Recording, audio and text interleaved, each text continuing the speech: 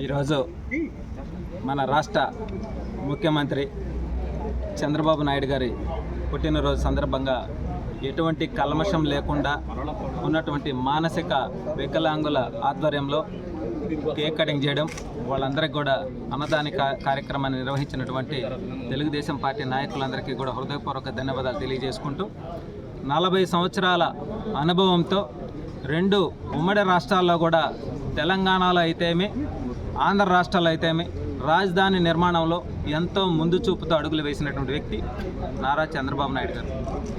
ఇప్పుడు సాఫ్ట్వేర్ రంగంలో లక్షల జీతాలు తీసుకుంటూ విదేశాలలో లగ్జరీ జీవితాన్ని గడుపుతున్నటువంటి ప్రతి ఒక్కరూ కూడా మన హైదరాబాద్ నగరంలో సాఫ్ట్వేర్లుగా తయారైన వాళ్ళే.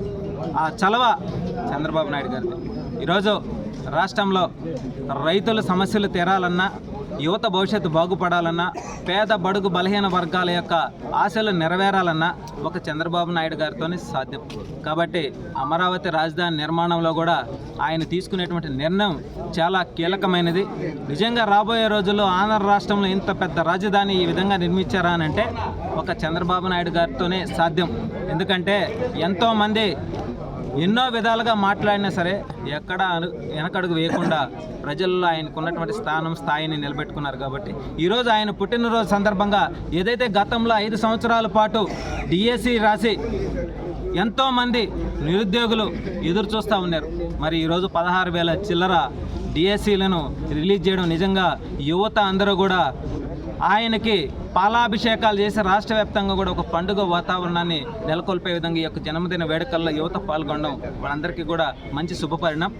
ఏదైతే చంద్రబాబు నాయుడు గారు తీసుకునేటువంటి నిర్ణయాలలో ఆయన ఇచ్చేటువంటి పథకాలు కూడా ప్రతి పేదవాడికి చేరే విధంగా మన రాష్ట్రంలో ఎక్కడా కూడా రాష్ట్రం సంబంధించి అభివృద్ధిలో కావచ్చు, పథకాలలో కావచ్చు ఒక్కొక్కటి ఆయన ఇచ్చిన మాటను నిలబెట్టుకుంటూ మడిమ తిప్పకుండా రాష్ట్రాన్ని అభివృద్ధి వైపు అప్పులలో ఉన్న ఆంధ్ర రాష్ట్రాన్ని నడిపిస్తున్నారంటే నిజంగా ఆయనకి హ్యాండ్స్ అప్ చెప్తున్నాం జనసేన పార్టీ నుంచి.